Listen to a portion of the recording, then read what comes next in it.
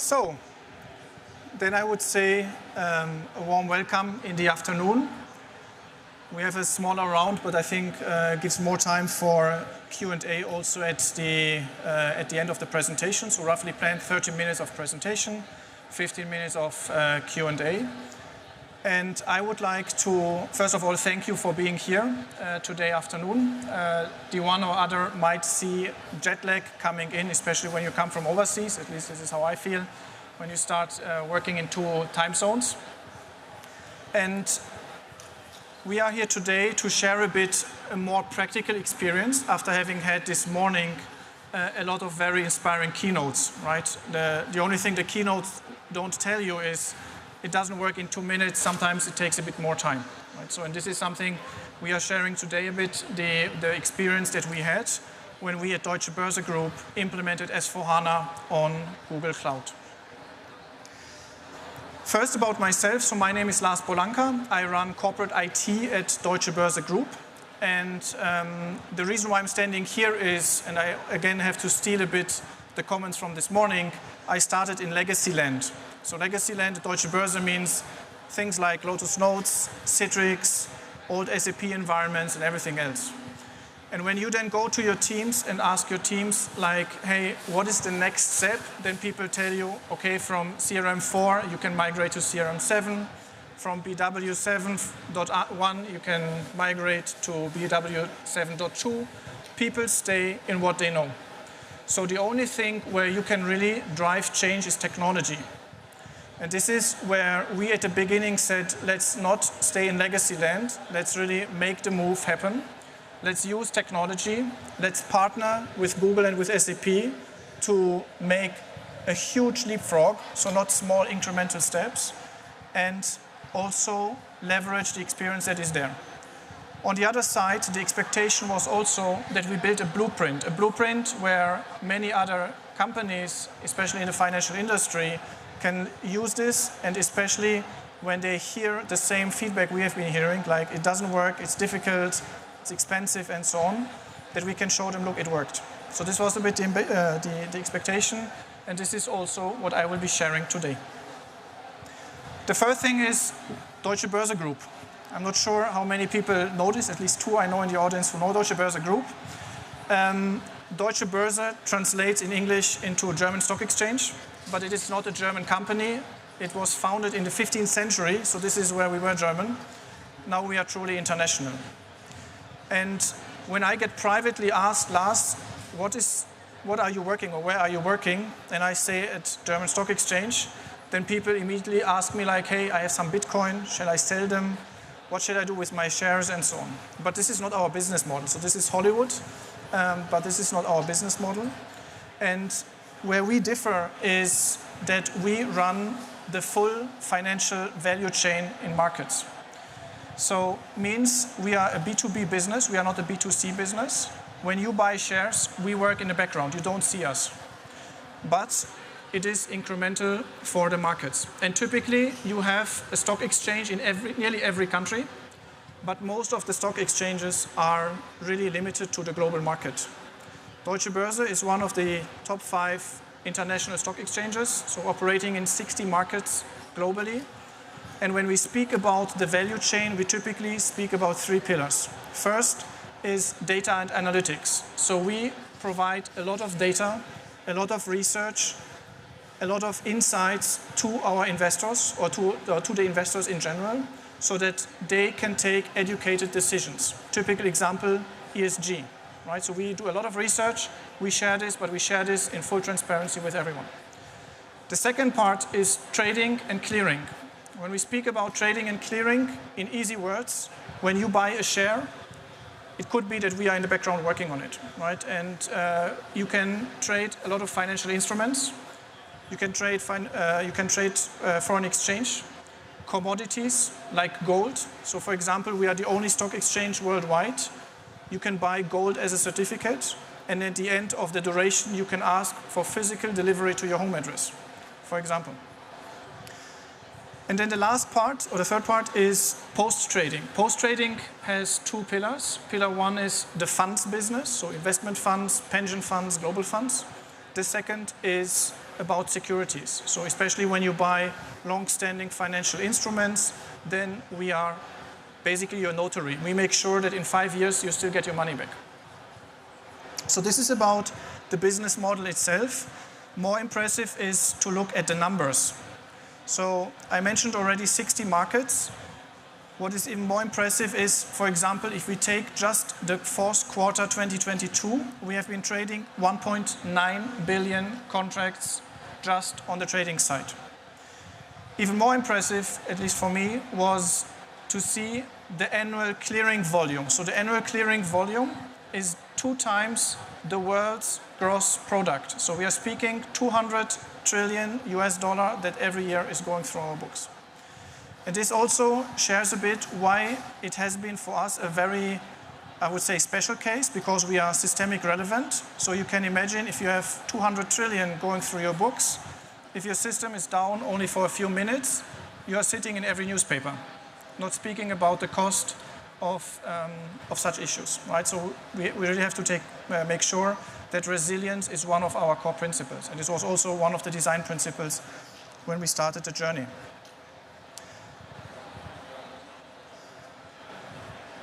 The third thing is, when looking now a bit on the macro environment, you often hear about financial industry being slow, being back to the last century, having mainframes in their basement, having high margins, but not investing into technology. But when you look at the numbers, FSI is heavily investing. And if you just take the most current trends, so cloud and artificial intelligence, we are speaking around 160 billion US dollars just invested last year. And so this means the industry is heavily investing, and it has good reasons. On the one side, regulation is constantly demanding more, and the only way how you can deal with this is technology. On the other side, you also see that the markets are changing, right? Be it mobile, everything goes into mobile. You see that a lot of banks are closing their, let's say, local stores. So everything gets digital, mobile wallet, all these type of things, and everything works only with technology. I would like to repeat also that when people speak about regulation, often regulation is seen as like, oh, don't touch it.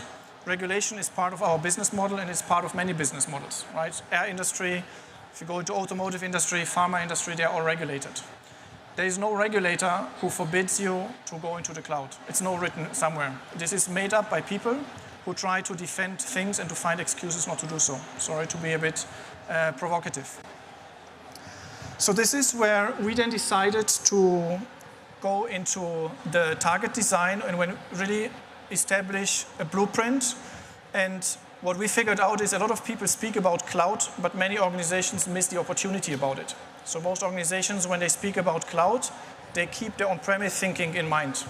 And this is both on the SAP side, but also on the infrastructure side. So we said when we do a blueprint, it must have, on the one side, be really kind of doing leapfrog on the technology side. It must be a leapfrog also on the SAP side. So we have been challenging SAP as well as our partner.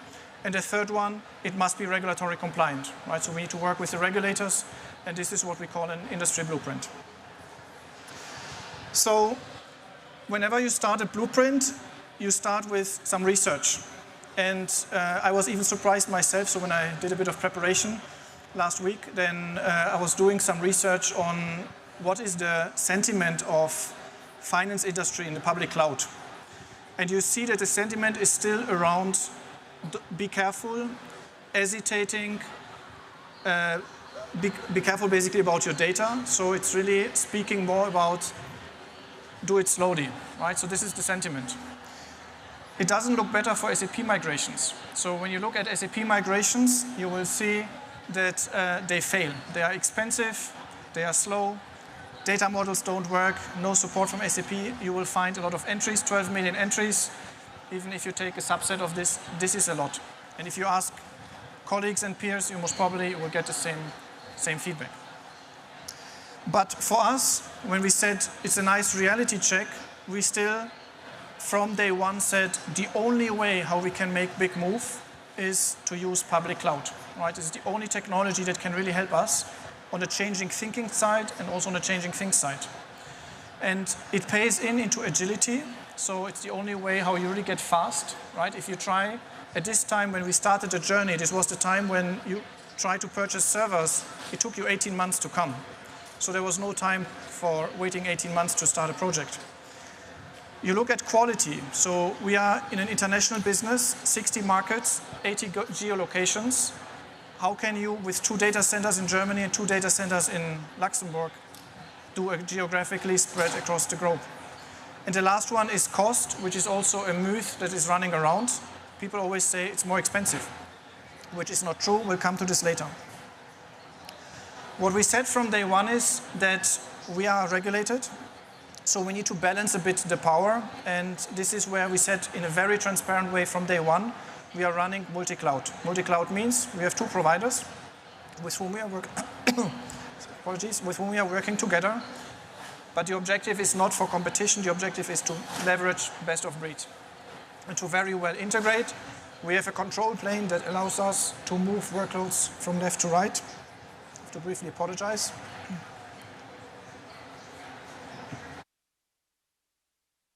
So we have a control plane that allows us to move workloads easily from left to right. We have built a lot of security features, also here thanks to Google, where we really started from a design principle, let's use native features that come out of the box. Let's not try to bring our on-premise security tooling and move it to the cloud. Just to name a few. The same reality check we did on the SAP side. So when you look at where is SAP migrations or transformation today towards S/4HANA, then you see, and this is the latest Gartner report, is around 25%. SAP terminates formally by 2027. You can pay a bit extra, then you get 2030. But when you see 5 to 10% of customers are migrating every year, it will not work without a hockey stick. And what was also interesting is from the German SAP user group, there was a statement that only 2% are using the public cloud, which was even for me very surprising because in today's time, investing still in on-premise is basically, I would carefully say, riding a dead horse, right? So you're just wasting money and resources. And this is where where you can take the conclusion that people only come to on-premise thinking when they use on-premise thinking, right? Anything else, so everyone who really kind of understands what cloud means, both on the technical side but also on the working side, cannot come to the conclusions on-premise. And this is why people are missing out opportunities. And I just wrote down a bit of what are the typical things you are hearing, right? First is budget. It's cheaper. So if we run it ourselves, it's cheaper than the cloud. You also hear it's our technology. We can control it better. People don't tell you that if they are renting the data center space, it's also not their data center, right? So they are just putting the boxes in. And last but not least, it's about the functional side. If you run, so for example, we are running at an RTO of 2 hours, or have been running at an RTO of 2 hours, people were fine with this. But when you speak about 200 trillion going through your books, 2 hours is not fine, because the interest you pay for 2 hours on such money volumes is immense. So we said from day one, we want to use the opportunity for cloud and really kind of take it big, because also people very often compare infrastructure to infrastructure, but this is thinking short-minded. We have to look on optimizing big, right? What are the potentials going forward? You can optimize processes, you can optimize analytics, there's a bunch of things to do. Second opportunity, security. One of the biggest statements is my data in the cloud are not secure. Google or any other one can steal them. But what people miss out is when you run in a hyperscaler, by design, you have different security levels that you keep up. So you are thinking about encryption. Those of you who have on-premise data centers, who has encrypted data in an own on-premise data center? Most probably nobody. Because why should you need it when you follow the principle, I own it, right? So by design, you do encryption, infrastructure level, database level, application level. 3 times encryption beats any on-premise data center. And last, it's about resilience. So when we built the S/4HANA system, we had the chance to really kind of set as an ambition high availability, close to zero downtime. I mean, we set zero downtime a few minutes you always have. We are technically speaking less than 5 minutes. If you speak the whole landscape, less than 20 minutes. So from 2 hours to 20 minutes. So means start today and not tomorrow. So because we see that also in the market, if you speak to, for example, professional services, it is hard to get the people. Yeah? And this is something, if you try to find excuses today, you will find excuses tomorrow. The second one is manage your risk and manage your data. What people tend to do is they read in the newspaper what is about risks and so on, and they try to apply this to your own company. But this is hunting ghosts. So it's more important to really think about what is your risk, what is your company risk, what are your company data, what are the things you need to secure. It's a completely different way of thinking. And the last one is really take time to market and resilience as a key criteria. So if people tell you it has been fine what we had the last 20 years, they have to go back to the design board. A good example is, and you typically can also ask this in a school class, how do you build a data center without building one, right? And whoever has built a data center, you know it takes 2 years if you are fast, 3 years if you are slow. It can take also 4 years. If you work with a hyperscaler, it takes you the first time a couple of weeks, maybe a couple of months. Once you repeat the exercise, you are definitely in the range of a couple of weeks, including everything. Microsegmentation, networks, multi-zone setup, failover, high availability, all these type of things, they come out of the box. You don't need to get infrastructure teams in, you don't have to buy Cisco gear or any other things. It comes out of the box. And this is something where you really have to also take the people on the journey that are working on it, because they will always tell you why it doesn't work. And we have seen this. And this is also where we are looking, I will come to this later a bit, into even triangulation. So when you have 3 data centers, how can you operate this as well? Yeah.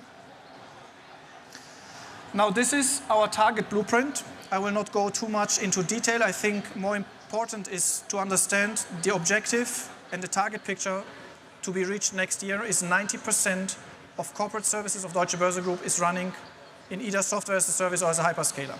Yeah?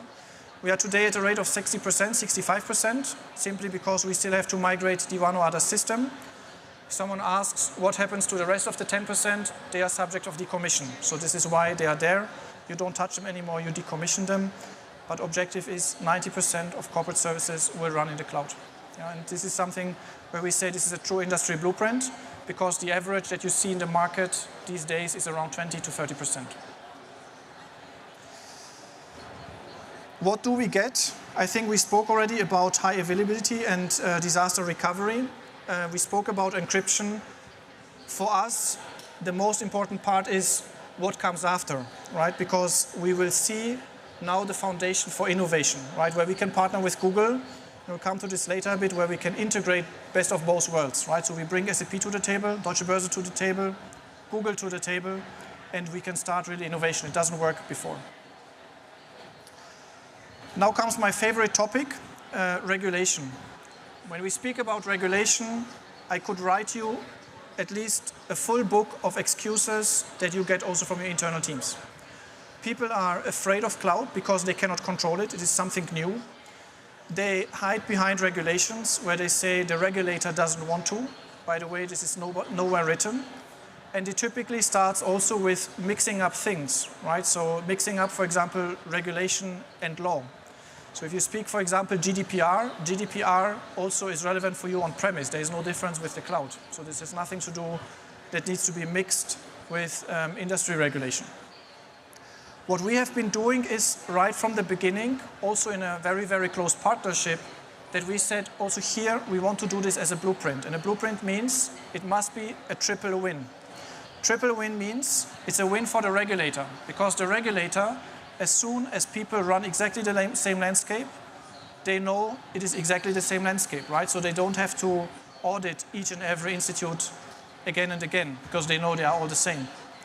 For the banks or for the institutes, the same, because if everyone follows the same standard, you can exchange information, but you also can rely on whatever is the standard is the standard.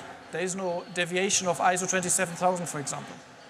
And the third one is for us as a group, because we say from day one we can work closely with regulators and the partners to not have always all the internal cycles in terms of approval and so on. And typically things that are very specific for us as an industry is, for example, we need to have an exit strategy. Exit strategy means what do you do if for whatever reason, sorry to Google doesn't work anymore, right? Where do you go? One scenario. Second scenario is to speak about business continuity. So what do you do in case of emergency? A market has to continue to work even if your building is down, for example, right? These are the typical things we have been looking at, but we have a framework. It is working, it is effective. We have roughly 40 institutes that are following the same principle, and this is again a blueprint. What we are looking constantly at is data sovereignty, and here also very, very clear statement. We keep control of all our data. Yeah, so there is no loss of data. We encrypt, we keep control. We have operational sovereignty because we work very closely with Google. We work with from an audit perspective, from a control function perspective. We know what they are doing, and they know what we are doing in both ways. And the third one is software sovereignty. We run our own software, like you do in on-premise world. And this means, in short, we keep everything under control. So, this is kind of what we defined as a blueprint, right? So we moved everything into Google Cloud, or close to. We are running the latest level of technology that you can run. We have started to redesign all our processes, and we have a framework that is regulatory relevant. And where you can see the results now is, to make just a recent example, a few weeks ago, we have integrated a new M&A, so we have been acquiring a company, and the integration worked in 8 weeks. So 8 weeks from first design workshop to implementing tenant, finance, purchasing, HR, the whole setup. Technology-wise, infrastructure-wise, process-wise, 8 weeks. Yeah? Just to make an example. So, what comes next? The next level is, and we just had a conversation earlier today, is about how do you bring both worlds together, right? Because we have seen there's a lot of good announcements that happened in the last 2 days. And this is something which is up to us now to see how can we leverage this. The first one is harvest on the cloud investment. Run the cloud right. And we'll come to this in a second, so each of them will have a bit of deep dive. Second is evolve best of breed CFO services. Yeah, so we have given the CFO a new platform, nice, shiny, fast, resilient. What comes next? The third one is manage data and data tiering. So the classical thinking like, hey, here's my business warehouse, put all the data in, have this controlled by business warehouse experts and so on. This is past, doesn't work anymore. The fourth one is generative AI. We have been hearing a lot about it. We started to also partner together with Google on looking at 3 cases closer. I will come to this in a second. And the fifth one is triangulation, intentionally under analysis. So triangulation for very, very critical scenarios where you say you don't work with 2 zones, 2 regions, but you work with 3 regions, for example. Only makes sense for really critical workloads, otherwise it gets too expensive. So let's take the first one, run the cloud right. And the typical thing is, where I would say most probably everyone who touches cloud is starting with lift and shift. 24/7, you move it in the cloud, the clock is running, and you recognize it gets expensive. But it works by design, because this is not the intention of cloud. Yeah? So it starts applying a bit of intelligence. Intelligence means change your patterns. And changing patterns is a hard work to do. So telling the teams, please change your patterns, will not work anything. You really have to work with the teams, hand-holding, and start thinking about what are environments you don't need, by when. Typical example, do you need a sandbox on a Sunday night? Highly likely not. If you have the one developer who likes to work Sunday night, you tell the person to work on Monday night. The same is relevant for test systems. Test systems in an on-premise world, they run 24/7 the whole year. Now you can run multiple test environments for a week and so on. So there's a lot of potential, which is called on demand. So this is the next level. If you drive it further, we are speaking about dynamic resizing and also defining schedules, right? So you start learning patterns of your users. Typical example, Monday morning, 9 a.m., people come in, take their cup of coffee, sit in front of the PC. You will see all the logins going in on Monday morning. Friday evening, they go down like this. So people are off in the weekend. Typically, you can learn exactly those patterns. The same is for international companies where you see who is logging in at which time, right? So maybe you will find out that you have to work until midnight to cater America's region, but you don't have a lot of business in APJ.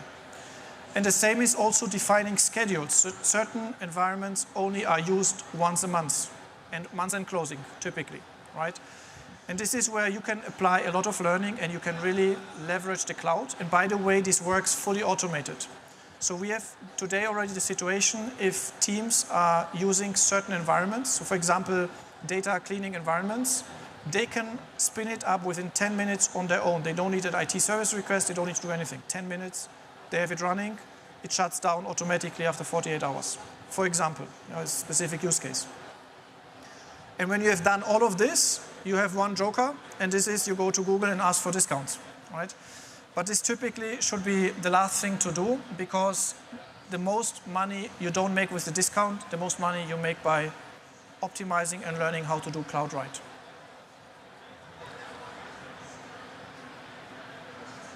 So then, for the second pillar, our CFO. The CFO we have to make friendly because we get the money, or he has the money.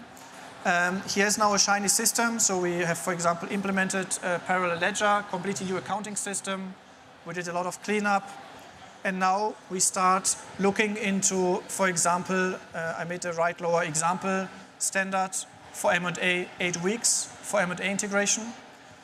On the left upper part, we started to use Google AI for accounts payable, so invoice recognition. How can you integrate this into SAP? And we have started also on the analytics front. The only thing that does not work, I need to admit, getting a controller out of an SAP BW. This is something that doesn't work. Third item is data mesh. So also here, classical pattern of an on-premise thinking. I have my business warehouse, many, many terabyte, everything must be in this data warehouse. What people do is, this business warehouse is an own ecosystem. And people make it so complex you don't understand it anymore. So the only way to do is basically put it out of the door. What we have started is, together with our CTO, that we have defined a very, very stringent data domain model. So example here, but not limited to HR data, purchasing data, security data, client services data. And within every data domain model, we have clearly defined where are data stored, source of system, system of record. How are they presented, so kind of system of presentation, and everything else runs in Google. Yeah, so we are using Google Locker and Google BigQuery. We have even our HR team, so I take this as a, as a sneak preview. Our HR team is working with Google Locker. So last year they have been working on SAP BW. This year our HR analytics team is working on Google Locker, and they like it because they can play around, which they couldn't do before. So this is about data mesh. And the last one is about AI and machine learning. So this is where we are still in I would say, a very early phase. We had just 2 weeks or 3 weeks ago, we have done a group-wide exercise to ask people like, which cases do you have? 100 plus cases collected in 2 weeks. So everyone wants to do AI. And this is why I'm saying good that the keynotes suggest that it goes in 2 minutes. The reality looks a bit different. But we have 3 cases that we are looking at. The first one is, how can we do capital markets research? So today we have a lot of people who are really doing this manually. ESG. How do you find out ESG for many, many companies worldwide and can make out of this at least transparent data, very structured?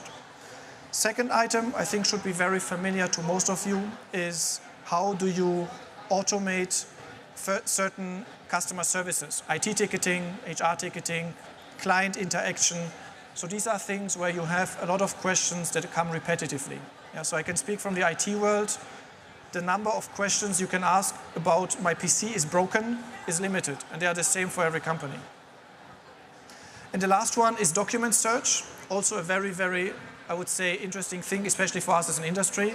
So typically, you get every month, for example, a long list of new documents from regulators, commissions, governments, and so on, where then someone is sitting and reading 80 pages, marking things, writing emails around it.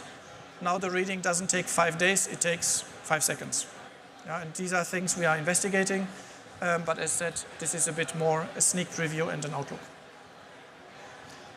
So, coming to the last point, key takeaways.